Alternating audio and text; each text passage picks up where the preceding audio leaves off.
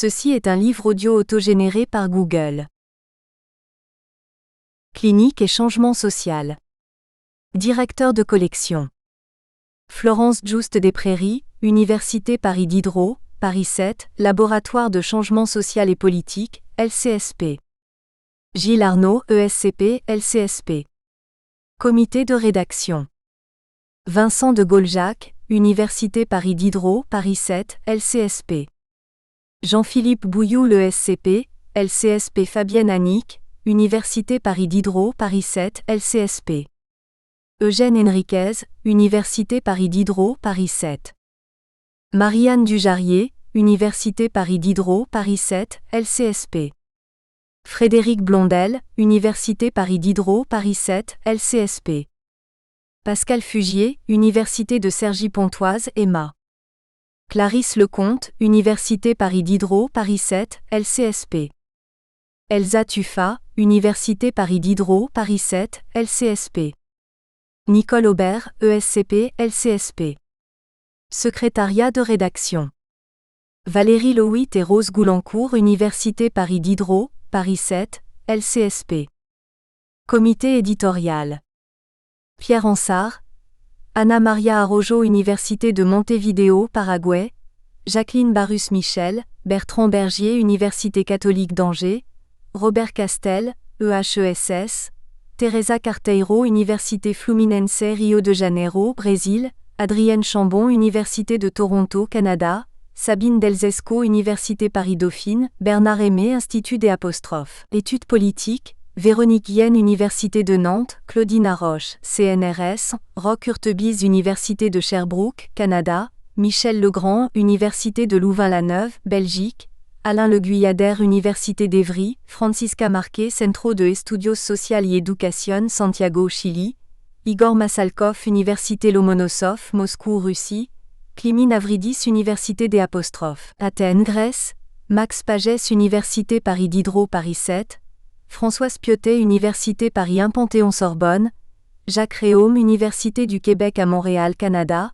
Pierre Roche, CEREQ, Marseille, Shirley Roy, Université du Québec à Montréal, Canada, Robert Sévigny, Université de Montréal, Canada, Laurence Servel, Université Paris-Dauphine, Abderrahmane Simoussi, Université des Apostrophes, Alger, Algérie, Jean Spurk, Université Paris Descartes, Norma Takeuti, Université de Natal, Brésil, Elvia Taracena, Universidad Nacional Autónoma de Mexico, Mexique, Jean Vincent, Institut National Agronomique AgroParisTech.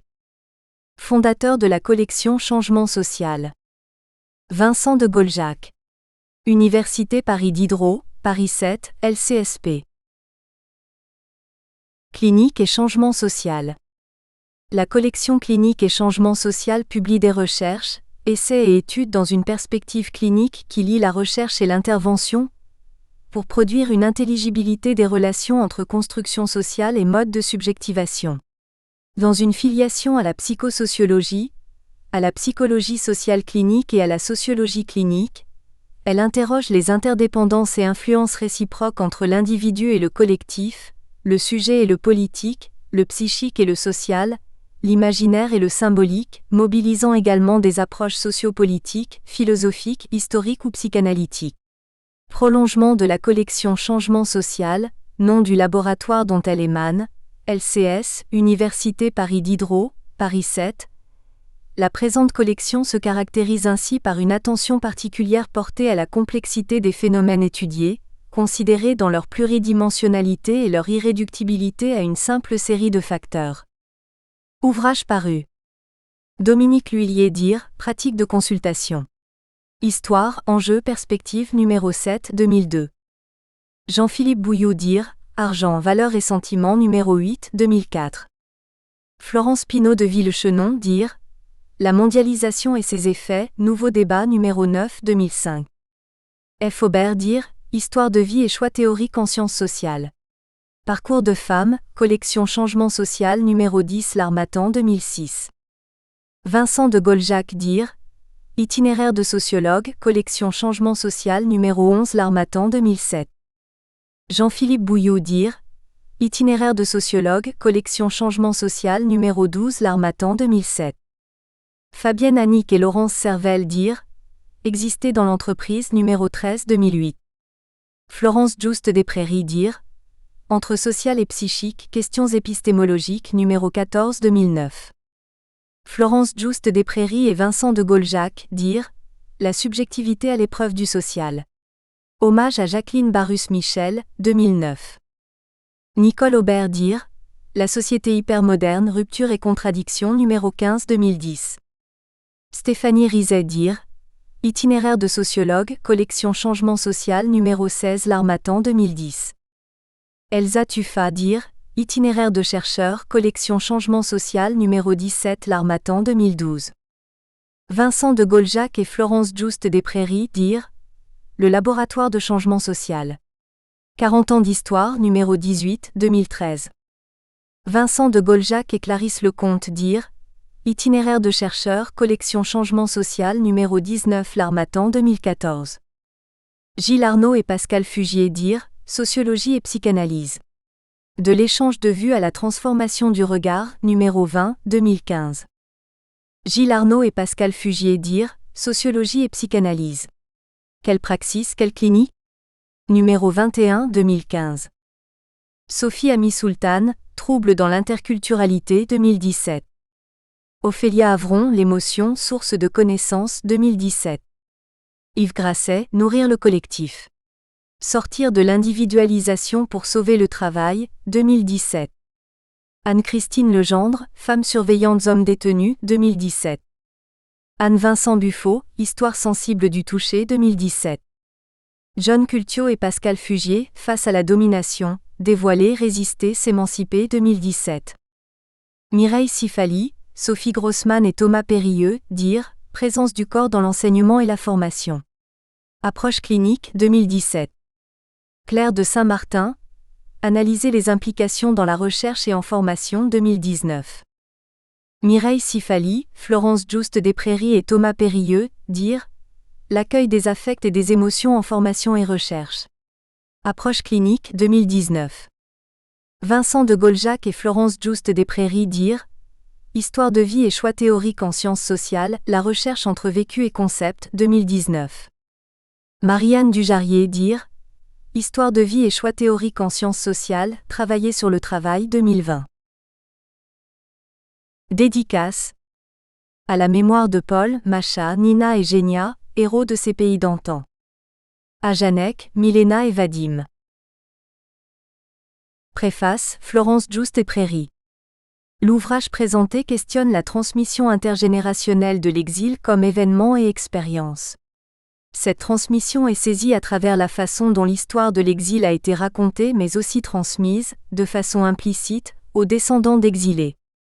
À partir de l'approche des histoires de vie, Marina Aznar cherche à comprendre comment les trois temps de l'exil, temps du projet, temps de l'exil et temps de l'étranger, sont transmis aux descendants et pourquoi certains pans de cette histoire sont passés sous silence, frappés de non-dits ou encore travestis ou romancés. Les personnes rencontrées sont des migrants dits économiques, pour lesquels la situation économique et sociale de leur pays mais aussi du groupe familial auquel ils sont affiliés est invoquée comme la cause de la migration. Il s'agit plus particulièrement des migrants immigrants, originaires de Pologne, d'Italie, du Maroc et d'Algérie, arrivés en France à des périodes différentes. Replacés dans leur contexte socio-historique spécifique, les histoires d'exil sont étudiées dans leur singularité et dans le lien qu'entretient à cette histoire chaque personne rencontrée enfant ou petit-enfant d'exilés. La démarche de l'auteur procède d'une clinique psychosociale qui se donne comme visée de mettre en lumière les connexions existantes entre d'un côté les dimensions subjectives, affectives, psychiques, et de l'autre les constructions, les logiques, les significations sociales. La subjectivation comme processus est considérée du point de vue de la dialectique aliénation-émancipation. Marina Aznar regarde les possibilités qui s'ouvrent pour chacun dans des contextes sociaux chaque fois particuliers, et repère les empêchements favorisés par des contraintes instituées. La dimension historique est, elle, examinée à travers les imaginaires sociaux, du lieu de leur fabrication et de leur intériorisation, pour dégager le sens qu'ils prennent pour chacun. Et c'est à partir des tensions, des contradictions, des conflits vécus que l'auteur entend saisir la construction psychosociale dans sa dynamique. Parce que le rapport qu'on entretient à soi procède du psychique et du culturel, et ça rime sur le groupe familial et sur le champ social, l'auteur entreprend une large investigation pluridisciplinaire, lui permettant de rendre compte de la complexité de ces différents registres et de leurs liaisons qui ne se donnent pas d'emblée à la compréhension. Varina Aznar ne se laisse pas décourager par l'envergure de cette tâche et explore les différentes approches pour poser la spécificité des contributions de chacune d'entre elles à la compréhension du phénomène de l'exil. L'histoire de la migration, les approches culturalistes, les travaux sur les relations de domination, ceux concernant la psychiatrie coloniale, la psychopathologie de la migration, l'ethnopsychiatrie contemporaine et l'approche psychanalytique de l'exil, et situer à partir de là son propre questionnement. C'est ainsi équipé que le lecteur entre dans une lecture approfondie, vivante et renouvelée, du phénomène de l'exil et de l'émigration dont on sait combien ils donnent lieu à bien des polémiques, notamment parce qu'ils sont fortement idéologisés. L'originalité de l'ouvrage tient spécifiquement à ce déplacement qu'opère l'auteur en interrogeant les impensés de la migration, par une entrée à petits pas et dans la durée, au cœur d'histoires singulières et complexes. Histoire qui peine d'abord à se raconter pour trouver progressivement les voies d'une élucidation du lien entretenu par chacun avec la question de l'exil, et ce grâce à la relation d'écoute qui s'instaure. Je tiens à souligner l'importance de cette écoute sensible qui permet, par étapes, que se dévoile ce qui cherche à se dire, à s'entendre, à s'élucider. On est frappé à la lecture par la qualité de la rencontre qui tient sans aucun doute à l'élaboration que l'auteur a elle-même effectuée sur son propre héritage. L'histoire qu'on raconte sur soi a pour visée principale, disait Ricoeur, d'être convaincante, surtout convaincante, et c'est bien par une approche clinique qu'est atteinte avec finesse et honnêteté les impensés qui laissent apparaître des pans oubliés ou travestis de l'histoire de l'exil des ascendants loin des sentiers battus de la conviction. Il est souvent difficile de rendre compte de l'approche clinique. Elle nous est montrée notamment par l'une de ses spécificités qui tient à cette vigilance avec laquelle la clinicienne reste attentive à ce qui dans son écoute vient solliciter, donner une place, chez son interlocuteur aux implications subjectives, institutionnelles et culturelles et à leurs intrications. Une attention particulière est portée au mouvement d'actualisation des positions, des représentations, des affects en les resituant dans leur contexte d'apparition, pour en mesurer chaque fois la portée. L'écriture du texte porte ce mouvement, cette dynamique où prennent forme des modes de traitement des conflits non symbolisés, dont les descendants exilés sont les héritiers. On y voit comment s'enchaînent les thématiques, comment se font les associations, comment le sujet traverse l'histoire et les fonctions que prennent pour lui les systèmes explicatifs, les modes de défense, les causalités et les imputations avancées. On approche ce qui se sait, mais aussi ce qui se méconnaît et ne se laisse approcher que par des analyses à différents niveaux comme fragilisation ou consolidation identificatoire et les destins de l'idéalité. Et c'est dans ce cheminement d'élucidation que les descendants sont amenés à approcher ce qui, de cette histoire de l'exil, agissait en eux, à leur insu. Il faut enfin souligner la richesse des analyses effectuées et des processus mis en lumière. Le fil suivi du déplacement des figures, les contenus et le sort des objets transmis, la différence établie entre une mémoire empêchée et une mémoire interdite, les conséquences de ce qui est nommé une panne du travail d'auto-historisation, la question des alliances et la manière dont elles s'inscrivent dans des significations imaginaires sociales. Les processus d'intériorisation et leurs liens avec les conflits de reconnaissance, entre visibilité et invisibilité empêchée ou obligée. Les destins d'un vécu de double trahison ou de double transgression.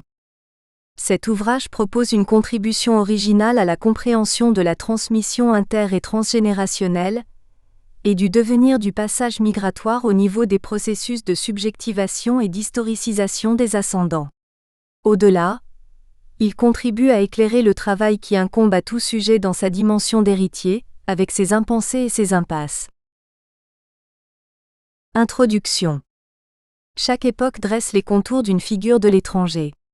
Par l'appartenance au groupe et l'identification à celui-ci, l'individu se protège de l'angoisse ressentie à l'égard de ce qui lui échappe concernant son origine et son destin.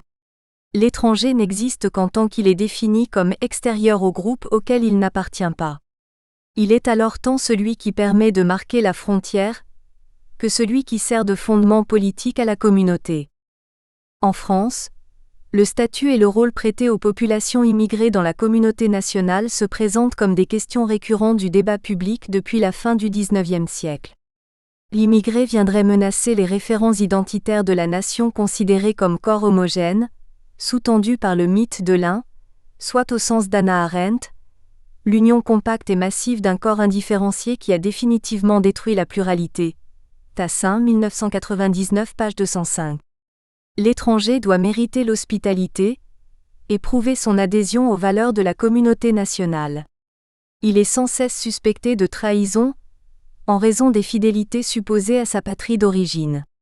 Si les discours politiques et médiatiques se focalisent aujourd'hui sur les immigrés originaires des pays d'Afrique du Nord et leurs descendants, n'oublions pas que Polonais et Italiens ont successivement incarné en d'autres temps la figure du mauvais étranger. Les sujets rencontrés au cours de cette recherche sont des descendants de migrants dits économiques, originaires de Pologne, d'Italie, du Maroc et d'Algérie, arrivés en France à des périodes différentes. Tout en les replaçant dans leur contexte socio-historique, les histoires d'exil et le lien entretenu par chaque sujet rencontré à celle-ci sont appréhendés dans leur singularité. Dans cet ouvrage, nous réinterrogeons le fait que le plus souvent l'expérience migratoire renvoie à une vision de l'individu incarnant la figure de victime, inscrite dans des déterminismes socio-culturels et le plus souvent en souffrance.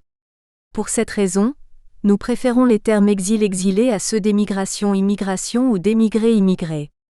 Le premier sens du terme exil, prédominant, s'inspire de l'histoire des monothéismes. L'exil est entendu comme l'expiation d'une faute par l'éloignement non désiré hors de la patrie, d'un paradis perdu. Selon un second sens, méconnu, l'exil est envisagé comme un mouvement volontaire de l'individu cherchant à sauter hors d'un lieu où il est inscrit à une place et dans des liens. Ce second sens rejoint celui retenu par des auteurs s'inscrivant dans une clinique de l'exil. L'exil est appréhendé comme expérience du hors-lieu, confrontant le sujet à la discordance essentielle entre le plan de l'être, j'y suis, et de la demeure, j'y reste. Ben Slama, 2009, page 34. La rupture avec le lieu est pensée dans l'articulation avec le désir du sujet, Benani, 1997. Prendre en compte le désir du sujet de et dans l'exil, c'est se démarquer d'approches considérant le migrant comme une victime de ses déterminations sociales ou culturelles. F. Sinatra entend l'exil comme un moyen d'accéder à son désir. S'exiler pour accéder à son propre désir, voilà ce qui sous-entend tout mouvement de déracinement. Les exilés ne sont rien d'autre que ces passionnés du voyage, de l'inconnu qui ont ressenti pour une raison ou pour une autre ce besoin irrésistible de l'ailleurs pour s'inscrire en propre. Sinatra, 1996, page 70. Dans la rencontre avec les descendants d'exilés, nous nous intéressons à l'articulation entre ces deux sens du terme exil, à la façon dont l'histoire de l'exil leur a été racontée mais aussi transmise dans l'implicite par leurs ascendants. Aussi plutôt que de mémoire de l'exil, nous parlerons d'héritage. Notre hypothèse est que l'exil représente un acte fondateur du sujet qui d'une part, est porté par un désir d'émancipation et d'autre part, est inscrit dans une histoire familiale, un imaginaire social, au sens de Secastoriadis et un contexte socio-historique. Cette situation fait de l'exilé un être à la fois en rupture et en continuité avec un héritage. Cette position engendre potentiellement des conflits psychiques qui, non symbolisés par les ascendants exilés, aboutissent à une panne du travail d'auto-historisation, Aulagnier, 1999, pour les descendants, se traduisant par un déni de l'histoire de l'exil. Enfin, l'exil est considéré, non seulement comme un événement ou un état mais avant tout, comme un processus comprenant différents temps. La première partie de cet ouvrage est consacrée à la présentation des contextes socio-historiques dans lesquels les histoires d'exil s'inscrivent et aux recherches existantes. Au cours du premier chapitre, nous nous intéressons à la figure de l'étranger dans la construction sociale de la nation, aux spécificités de la conception française de l'hospitalité et enfin, aux différentes figures de l'étranger du XIXe à l'époque contemporaine. Les repères socio-historiques particuliers de 4 émigrations-immigrations sont ensuite étudiés. Nous nous appuyons pour cela sur les travaux d'historiens. Dans le second chapitre, nous revenons sur les approches traditionnelles de l'expérience migratoire. de l'approche culturaliste appréhendant la migration sous l'angle de la déculturation et de l'acculturation à une appréhension de l'émigration-immigration sous l'angle exclusif de la séparation et du deuil. Nous nous attardons sur les recherches interrogeant le pourquoi de la migration, avant de nous pencher plus spécifiquement sur les travaux consacrés à la transmission au sein de familles dont les ascendants ont connu la migration. Le 3e chapitre est consacré à la présentation de l'épistémologie dans laquelle nous nous situons, l'approche psychosociale clinique. S'il nous semble indispensable de considérer la transmission de l'histoire migratoire à l'aune de son contexte socio-historique, de l'idéal républicain, de la conception unitaire de la nation et des injonctions à l'assimilation posées à l'égard de l'étranger, la transmission intergénérationnelle de l'histoire migratoire et celle de l'oubli mérite d'être réinterrogée en articulant les processus socio-historiques aux dimensions intrafamiliales et intrapsychiques. Il nous importe en effet de considérer l'ambivalence du sujet à l'égard de son propre déplacement, la singularité de son histoire migratoire afin d'accéder à cette arrière-scène, la présentation du passé ou son effacement ainsi qu'à ses fonctions. La seconde partie est dédiée à la présentation des récits et à leur analyse. Le premier chapitre est consacré aux récits d'exil recueillis auprès de 5 descendants d'exilés, à partir d'entretiens cliniques, durant plusieurs mois. Mary, dont les grands-parents paternels originaires de la région de Poznań en Pologne, arrivent en France, dans la région minière de Lorraine dans les années 30. Martin, dont les grands-parents paternels, originaires du nord de l'Italie, s'exile pour la France en Lorraine puis en Normandie en 1946. Fahima, seule des descendantes rencontrées à être née au Maroc, dont le père, d'origine berbère, s'installe dans l'Ain dans les années 70, rejoint ensuite par sa femme et ses enfants. Alia, dont le père, originaire du Rif au Maroc, s'exile pour la France à la fin des années 50 pour s'installer dans le bassin houiller de Lorraine, rejoint ensuite par sa femme et son premier fils. Enfin, Nadim dont les parents sont nés en Algérie. Ses grands-parents paternels, originaires de Kabylie, s'exilent vers la France entre 1958 et 1959, en pleine guerre d'Algérie. Le père de Nadim, de son côté, s'installe en France en 1949. Les descendants rencontrés ont pour la plupart une quarantaine d'années, à l'exception de Mary qui en a près de 60. Leurs parents ou grands-parents exilés ont été le plus souvent ouvriers ou mineurs. Les descendants ont tous connu une ascension sociale et ont fait des études supérieures. Pour ces descendants, la motivation première de l'exil est reliée au travail. Au fil des entretiens, les descendants revisitent l'arrière-scène de l'exil.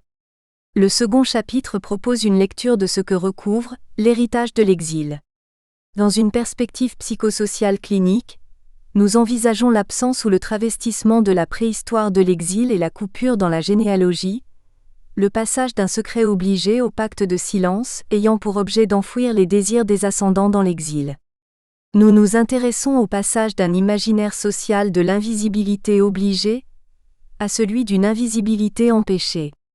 Nous considérons enfin la question de la honte et de la culpabilité dans l'exil, avant de conclure sur les modalités selon lesquelles les figures des ascendants se déplacent au cours de ce travail de reconstruction opéré par les descendants.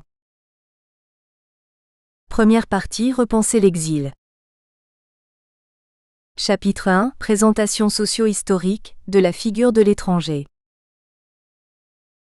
1. La construction sociale de l'étranger dans la nation française. Si la notion d'étranger renvoie aujourd'hui à un statut juridique précis, tel n'a pas toujours été le cas. Le vocable dérivant de l'adjectif étrange apparaît vers 1050. L'adjectif étranger, signifiant celui qui est originaire d'un autre pays, est introduit dans la langue française vers 1360, Ray 2000. L'acceptation moderne du terme étranger, entendu comme un individu n'ayant pas de lien d'allégeance avec l'État sur le territoire duquel il se trouve, est donc relativement récent. Son apparition coïnciderait avec l'affirmation de la souveraineté royale puis nationale, d'Alteroche, 2002. Quant au terme nationalité, il n'existe pas avant le XIXe siècle.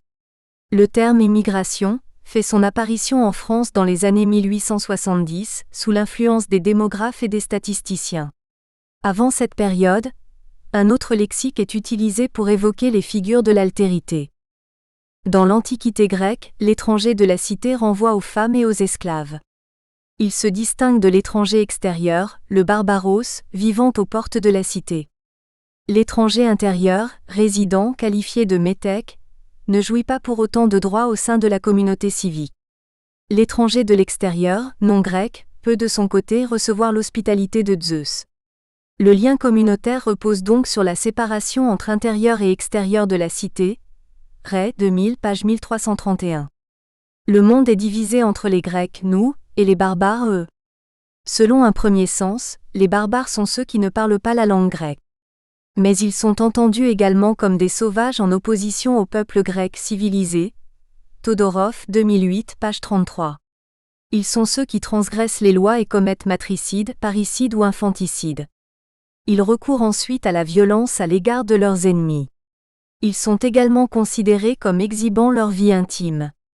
Enfin, ils se différencient par leur mode d'habitat isolé et non en société régie par des règles communes. Ces deux sens attachés au terme barbare referont surface à compter du XVe siècle lors des explorations menées par les Européens dans des contrées inconnues où les populations locales sont alors classées comme des êtres inférieurs. Todorov 2008, page 41. Au sein de la démocratie athénienne, l'étranger se distingue de l'autochtone, qui renvoie à la collusion du soi, auto et de la terre, ktonie. Marcel Detienne décrit 3 traits de l'autochtonie, Detienne 2003. Le premier renvoie au lien entre la naissance et le lieu dont on parle ainsi qu'à l'existence d'ancêtres y ayant vécu. Le second trait met en exergue la pureté des origines, des individus sans mélange, sans alliage de non-autochtones. Hop.site, page 21. Enfin le troisième évoque la mère-terre qui nourrit les hommes, et en laquelle reposent les défunts ancêtres. Durant la période féodale, le terme aubain désigne une personne originaire d'un pays étranger vivant en France, relevant d'un autre souverain, qui doit s'acquitter du droit d'aubaine. Le forain, du latin foranus, est un marchand étranger au pays, opposé au marchand sédentaire. Dans l'imaginaire social, l'étranger est considéré comme appartenant au monde des gens du voyage. À l'époque médiévale, la religion est un critère de discrimination de premier plan. L'étranger est souvent issu d'une autre confession que celle des autorités dominantes locales. Au XVIIe siècle, période d'affirmation de la puissance royale, l'étranger peut être reconnu comme sujet du roi, par lettre de naturalité. Ainsi s'instaure la tradition française du jus soli, la francité consistant alors essentiellement en une identité par rapport au roi de France, Citron 1993 page 111. La période révolutionnaire pose le principe universaliste d'égalité entre les individus, et par là même de l'hospitalité des étrangers. Pour autant ce principe est très vite perverti. Nous aborderons ici les tensions entre les valeurs prônées par l'idéal de la République une et indivisible, et celles attachées à la démocratie. L'historienne Mona Ozouf, 2015, rappelle que la République française se construit à partir d'une exigence radicale, la dissolution des liens antérieurs et l'éradication des différences. Or, dès ses débuts, la difficulté est de concilier le droit des individus libres et égaux, soit des droits individuels, et la souveraineté de la nation une et indivisible, soit un bien collectif. À travers la figure de l'individu citoyen, les révolutionnaires tentent de concilier ces deux courants de pensée. Hop.site, page 1041. La République emprunterait à la monarchie l'obsession de l'unité. Alors que le roi avait pour fonction de constituer le corps politique comme totalité une, la nation se proclame une et indivisible et entend incarner à son tour le corps social. Cette unité sacralisée se soude par la diabolisation de l'adversaire, assimilée à une menace et condamnée à l'exclusion. Les factions à l'intérieur de la nation ou les particularismes locaux mais aussi les puissances étrangères à l'extérieur du pays. Au nom de l'idéal républicain, la condition pour devenir citoyen est de s'abstraire de tout lien et attachement. Rejoignant ces positions, l'historienne Sophie Wanisch, 1997, démontre qu'au fondement de la Révolution s'exprime une tension entre d'une part l'universalité des droits de l'homme et d'autre part, la nécessité de l'ancrage citoyen. Hop.site page 10. L'hospitalité et la suspicion sont articulées à l'égard de la figure de l'étranger. Ainsi, le projet en 1793 d'imposer aux étrangers le port d'un ruban tricolore au bras avec la mention hospitalité et le nom du pays de naissance, symbolise le désir de totale maîtrise de la présence de l'étranger, de totale transparence dans ce qui se joue dans l'entre-deux d'une rencontre de l'étranger. Point site, page 25. Cette tentative de mettre en place un contrôle social par le biais du regard porte les traces de l'Ancien Régime, le ruban pouvant alors tenir lieu de transparence mais aussi de masque, de façon à garantir un anonymat et la liberté. Pour autant, le masque est récusé par l'idéal de la révolution car derrière lui peut se cacher celui qui s'oppose à la révolution. L'étranger est défini comme dominé, cette position étant associée à la souillure liée à l'indignité. Son classement en fonction de son lieu de naissance et des positions politiques de son pays d'origine opère un lien entre identité et territoire d'origine, Wanish, 1997, page 37. L'étranger doit demander l'hospitalité et la mériter en apportant la preuve de son adhésion aux valeurs de la Révolution. La période révolutionnaire est envisagée comme un événement lors duquel coexistent différentes cultures politiques. Hop.site postface p. X. La culture du pouvoir absolu où l'étranger occupe la place du traître. La culture communautaire, héritée des villages, où le nomade est associé à la délinquance. La culture du droit rapproche l'étranger du sauvage, ignorant la loi et le respect du droit des peuples. L'imaginaire chrétien est également présent lorsque l'étranger se doit de donner des preuves d'amour pour devenir citoyen. Pour autant, les révolutionnaires refusent de construire une communauté ethnicisée et établissent une communauté des affections politiques, reposant sur l'adhésion aux principes posés par la Déclaration des droits de l'homme et du citoyen. L'étranger est par conséquent avant tout assimilé à un opposant à la Révolution, bien plus qu'à celui qui est né à l'étranger. La Révolution française définit la figure de l'étranger à partir de son exclusion de la communauté politique et juridique. L'allégeance à un État est l'élément fondateur de l'appartenance à la communauté et source de droit. La citoyenneté française est indissociable de la naturalité, qui deviendra la nationalité. Pour l'historien Gérard Noiriel, 1997, si l'idéal universaliste des Lumières et la Déclaration des droits de l'homme et du citoyen affirment que l'appartenance à la nation est fondée sur la citoyenneté, à laquelle est attaché un certain nombre de droits, l'étranger est considéré comme un homme du fait de sa non-appartenance à la nation et ne peut prétendre au droit d'avoir des droits, selon la formule de la philosophe Hannah Arendt. De plus, le modèle républicain s'attache à penser la société sous le seul prisme de la relation entre le sujet individuel et la nation, affirmant par là même une négation des corps intermédiaires. Enfin, la philosophie des Lumières, reposant sur une conception de l'histoire fondée sur le progrès, ne peut être dissociée d'une pensée européocentriste postulant la supériorité européenne. Ainsi, Ernest Renan oppose les Européens, race de maîtres et de soldats, aux Chinois, race d'ouvriers, et aux nègres.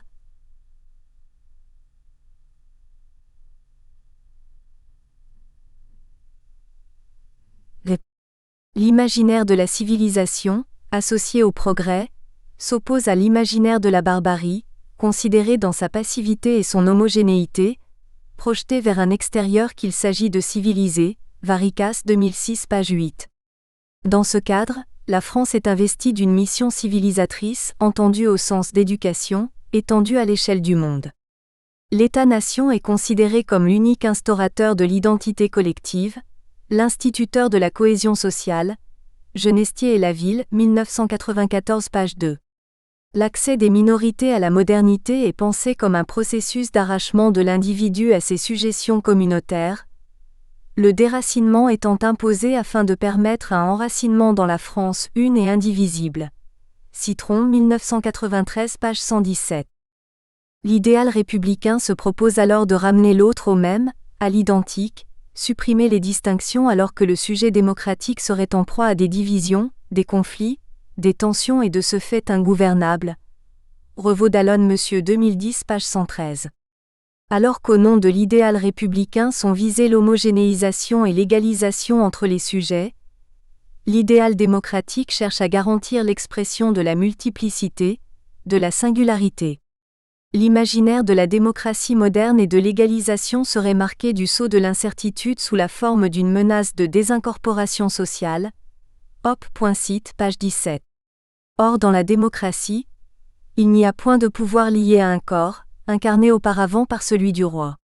C'est pourquoi, dès l'avènement de la démocratie moderne, une tentation émerge de refaire du corps en se référant à des pôles d'identification tels que le peuple, la nation, la famille, la patrie. La démocratie serait hantée par le fantasme totalitaire de la société sans division, transparente et soumise au régime de l'un. Cite page 13. Or Claude Lefort avance l'idée que la fondation de la modernité démocratique serait assise sur du vide, en tant qu'expérience de l'indétermination issue de la perte de substance du corps politique. Tocqueville, 1776, soutenait que l'attrait pour l'un, ne trouvant plus à se mobiliser sous la forme d'un attachement pour le monarque, ne peut que se porter vers le semblable. Ainsi deux mouvements contradictoires apparaissent. D'un côté, il est affirmé que tous les hommes étant à peu près pareils dans un monde de ressemblance, chacun est ramené à son propre jugement. De l'autre, la passion du semblable, l'imprégnation mimétique font lien dans des régimes d'incertitude des croyances. Cet imaginaire de l'égalisation exerce alors une influence sur la façon dont l'étranger est perçu par la société française. L'intégration de l'étranger est alors entendue comme assimilation, visant à ramener le dissemblable au même. Avec l'avènement de la modernité démocratique, le poids des traditions est remis en cause tandis que toute discrimination est considérée comme illégitime. Le projet politique est l'intégration dans la société d'individus considérés comme libres et égaux.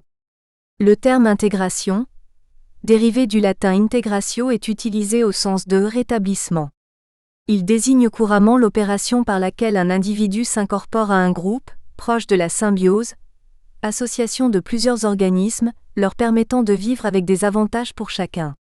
Pour le sociologue Émile Durkheim, une citoyenneté partagée par l'ensemble des individus, bénéficiant d'une égalité des droits civils, juridiques et politiques, ne suffit pas à recréer du lien social. L'éducation est chargée de susciter entre les individus une homogénéité des idées et des sentiments, afin de garantir leur intégration à la société. Celle des étrangers pour Durkheim n'est possible qu'à condition d'une assimilation sans réserve au fond des valeurs françaises. Manceau, 2012 page 21. Le terme assimilé vient du latin assimilar, variante de assimulaire qui signifie simuler, reproduire par imitation, composé de ad, à et simulaire, simuler, Ray 2012 page 218. Le verbe signifie d'abord rendre semblable à, puis intégrer à un peuple, un pays. Le terme assimilation est emprunté au latin assimilatio, assimulatio, qui veut dire simulation, feinte, puis intégration, identification, l'idée étant de rendre semblable. Il est tout d'abord employé au sens figuré, entendu comme action d'intégrer, puis en médecine comme action d'absorber les aliments et de les utiliser pour un organisme. Le sens abstrait de comparaison et rapprochement apparaît au XVIIe siècle. Tandis que le sens social d'intégration à un groupe social, ethnique, date du XIXe siècle. La première signification de ce terme est religieuse et renvoie à la communion entre les croyants et le Christ. D'une part, elle permet aux esprits inférieurs que sont les croyants l'accès à l'esprit supérieur de Dieu, Adja 2011 page 5. D'autre part, elle recouvre l'entrée dans la communauté chrétienne par le rite de l'Eucharistie. Au XVIe siècle, sa signification est empruntée au champ des sciences naturelles puis reprise par les discours coloniaux à des fins de domination au XVIIe siècle. Dans le domaine médical, assimilation signifie comparaison, puis action par laquelle les choses sont rendues semblables. La physique s'intéresse alors à l'incorporation d'une matière et sa disparition dans un autre organisme. Au XVIIIe siècle, Diderot explique les différences de caractère des hommes par des lieux d'éducation différents. Cite page 8. Nous reviendrons à présent sur la conception de la culture, développée par la philosophie des Lumières. Dans la langue française, le mot culture vient du latin cultura et signifie tourner en rond, travailler régulièrement, cultiver, soigner, habiter. Le soin apporté au champ où le travail de l'esprit repose sur l'idée d'effort, d'assiduité, en vue d'un accroissement qualitatif. Ardoineau 2006 page 118. Le terme de civilisation renvoie à civis qui signifie citoyen. Culture et civilisation s'opposent à un état antérieur de nature, mais également à la sauvagerie, la barbarie. C'est aussi l'idée de progrès humain dans lequel s'enracine la philosophie des Lumières. Cite page 118. La notion de culture est donc liée à la discipline requise non seulement dans un idéal d'amélioration indéfinie, mais également d'émancipation de celui qui s'y engage. Son sens moderne au XVIIIe siècle recouvre l'idée de cultiver une faculté, puis la formation, l'éducation de l'esprit. En France, à la fin du XVIIIe siècle, le terme de culture est alors très proche de celui de civilisation, Cuche 2010 page 12. La civilisation est un processus, un mouvement dans lequel même les peuples les plus sauvages doivent s'inscrire, avec l'aide des peuples les plus avancés à combler ce retard. Cette vision s'inscrit dans une conception de l'histoire fondée sur la croyance dans le progrès illimité et le triomphe de la raison. Le XIXe siècle est marqué par le débat franco-allemand autour des termes culture et civilisation. Au XVIIIe siècle, apparaît dans la langue allemande le terme culture au sens figuré qui semble être une reprise du terme français. Pour le sociologue allemand Norbert Elias, la spécificité de ces deux notions en France et en Allemagne est le résultat d'une évolution sociale et culturelle différente. En Allemagne, la bourgeoisie intellectuelle oppose le terme de civilisation, employé en référence au cérémonial de la cour fondé sur l'apparence, à celui de culture, associé au travail intellectuel permettant l'élévation de l'esprit, Cuche 2010 page 13. Cette opposition entre culture et civilisation se déplace au niveau national. L'Allemagne cherche à définir les spécificités de son peuple, alors que l'unité allemande n'est pas encore aboutie. La conception allemande de culture s'oppose alors à la conception universaliste française de civilisation. Au XVIIIe siècle, le penseur allemand J.G. Herder distinguait déjà le génie national de chaque peuple, le Volksgeist et ses particularismes, de l'universalisme des Lumières qui, selon lui, engendrait une homogénéisation des cultures. En France, Ernest Renan, 1882, considère qu'une nation se constitue à partir d'un héritage, d'une mémoire commune, d'un passé fondant une identité collective et d'une volonté de vivre ensemble. La liberté du droit des peuples à choisir leur appartenance nationale s'inscrit paradoxalement dans l'enracinement dans un passé commun. Pour l'historien Gérard Noiriel, cette conception conduit à légitimer deux critères pour définir l'identité nationale.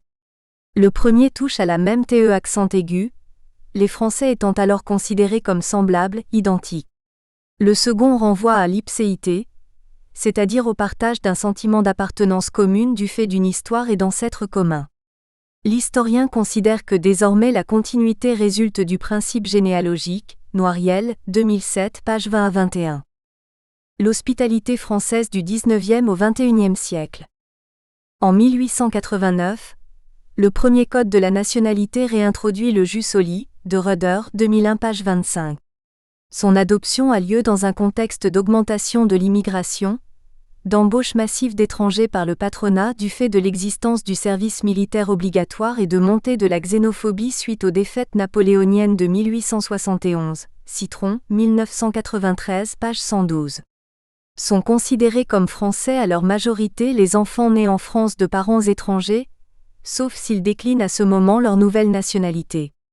Les immigrants nés en France de parents eux-mêmes nés en France sont déclarés français à la naissance et ne peuvent plus décliner la qualité de français à leur majorité. Il s'agit d'insister sur une qualité essentielle que doit posséder l'individu, la loyauté à l'égard de leur communauté nationale, Noiriel 2007 page 21, et se protéger des fidélités supposées des immigrés à l'égard de leur patrie d'origine. La fin du XIXe est la première période de montée de la xénophobie. La France connaît alors une vague importante d'immigration originaire de pays frontaliers. Belges dans le nord de la France, Italiens dans les Bouches-du-Rhône. Lors de la crise économique, les premiers soulèvements anti-belges d'une grande violence apparaissent, les contraignant à fuir la France précipitamment. Dans le sud de la France, de véritables chasses à l'homme à l'encontre des immigrés italiens ont lieu à Marseille en 1881, puis à Aigues-Mortes en 1893. À partir de 1930, les immigrants sont sélectionnés en fonction de critères ethniques, Shore, 1999. Les voisins européens francophones et chrétiens sont considérés comme les meilleurs recrues. L'introduction de familles a pour visée de lutter contre le sous-peuplement et garantir un meilleur enracinement. Hop.site, page 8. La sélection est ensuite fonction des besoins de main-d'œuvre dans l'agriculture et l'industrie. Les immigrés suspectés de rester liés à leur patrie d'origine, comme les Italiens ou les Polonais, sont considérés comme une menace. Op.cite, page 8. Ce thème de la suspicion à l'égard de l'étranger fait écho aux propos tenus dès 1912 par le démographe Jacques Bertillon qui s'exprime alors en ces termes.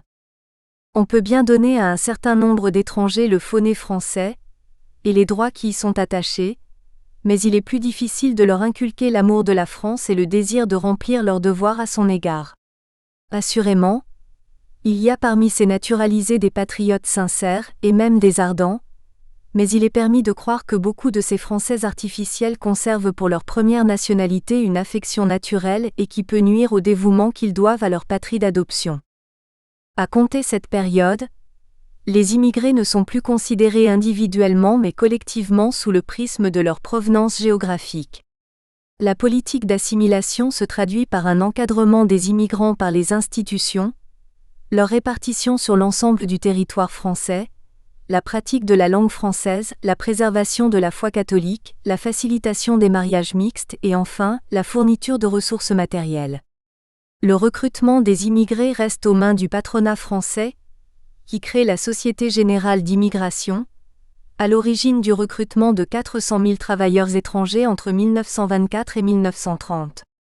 De nombreuses mesures de l'époque, telles que la limitation de l'accès à la fonction publique ou l'interdiction d'exercer certaines professions, annonce la politique du régime de Vichy.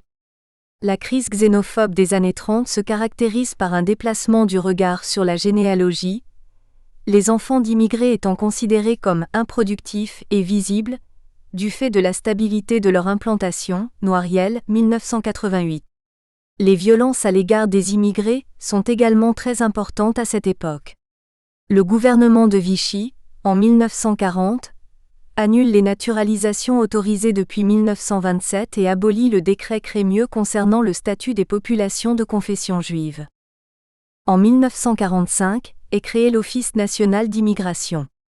2 ordonnances sont par ailleurs adoptées. La première du 19 octobre 1945 sur le Code de la nationalité favorisant l'accès à la nationalité française, et la seconde du 2 novembre 1945 encadrant les conditions d'entrée et de séjour des étrangers.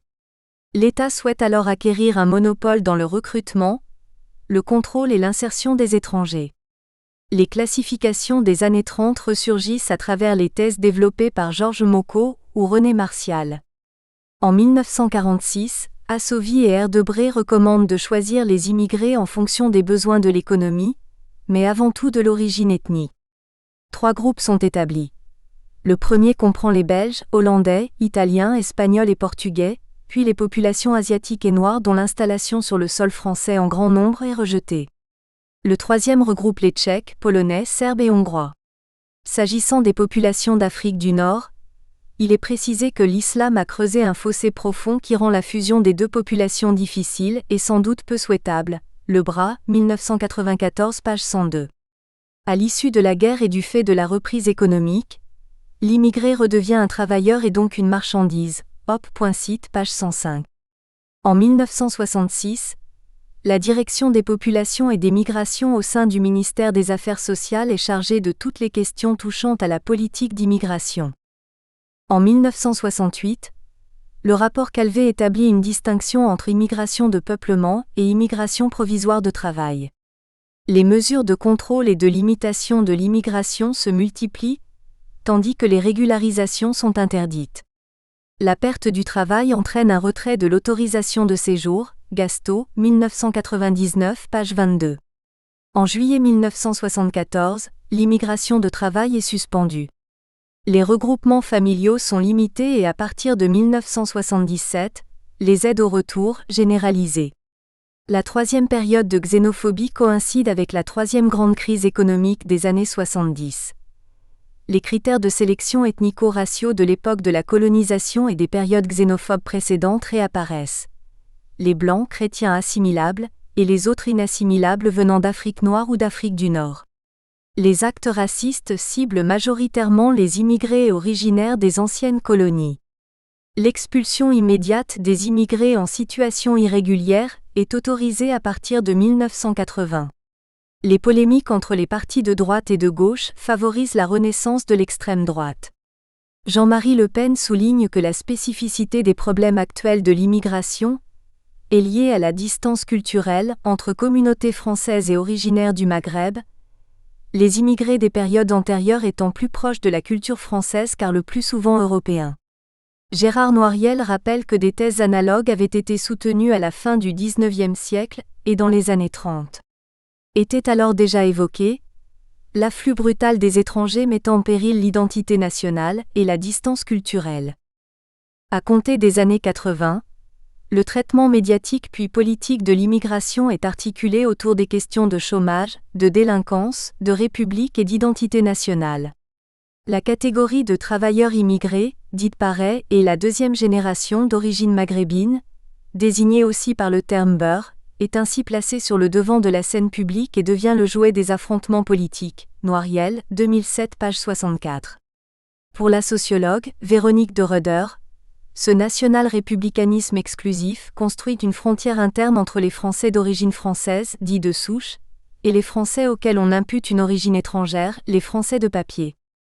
Le thème de la suspicion des années 20-30 ressurgit.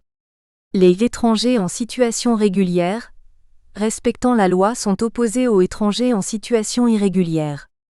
Le 9 septembre 1986, Charles Pasqua va en quelque sorte codifier la suspicion à l'égard des étrangers, en imposant au conjoint étranger d'un ressortissant français de justifier d'un an de mariage et la preuve d'une communauté de vie pour pouvoir bénéficier d'une carte de résident. Barra, 1999. En 1986, suite à une vague d'attentats terroristes, 101 Maliens sont expulsés par charter. À la même époque, le Front National prône le retour au jus sanguinis. La naturalisation doit se mériter. Il faut pour cela apporter la preuve de son assimilation à la culture et à la civilisation française. Dans un discours prononcé en 2011, Jean-Yves Le Gallou s'exprime en ces termes: peut devenir français, l'étranger qui appartient à la civilisation européenne d'expression française par les mœurs, par la culture, par la langue et par l'affectio societatis. Un pas de plus est ici franchi car quel que soit le mérite dont peut faire preuve un étranger pour devenir français, il n'y parviendra pas s'il n'est pas un étranger appartenant à la civilisation européenne. En 1986, l'une des moutures du projet de réforme du Code de la nationalité fait référence au fait que devenir français représente un honneur qu'il faut mériter. Dans d'autres versions, il est précisé qu'il faut éviter d'intégrer des personnes qui ne le souhaitent pas réellement, ou qui n'ont pas conscience d'être devenues françaises. Il est sous-entendu que la législation, du fait de l'automaticité de l'acquisition de la nationalité française, créerait des Français malgré eux. En 1989, le Haut Conseil à l'intégration est mis en place. La loi Pasqua du 22 juillet 1993 impose aux enfants nés sur le sol français de parents étrangers, nés à l'étranger, de manifester leur volonté de devenir français entre 16 et 21 ans. Les parents se voient retirer le droit de demander la nationalité française pour leurs enfants mineurs. Shore, 2004, page 216. Les enfants nés sur le sol français de parents, nés sur le sol des anciennes colonies françaises, ne bénéficient plus de la nationalité française à leur naissance. Cela, à l'exception des enfants d'Algériens qui doivent cependant prouver que l'un des parents réside en France depuis 5 ans au moins. La communication audiovisuelle contribue à mettre en relation la violence des jeunes des cités et l'immigration, puis à les désigner par une origine ethnique et enfin à établir une équivalence entre arabes et musulmans. Noiriel, 2007, page 60. Un antagonisme se met dès lors en place. Nous espérons que vous avez apprécié cet aperçu. Pour continuer à écouter ce livre audio sur Google Play Livres, utilisez le lien dans la description de la vidéo.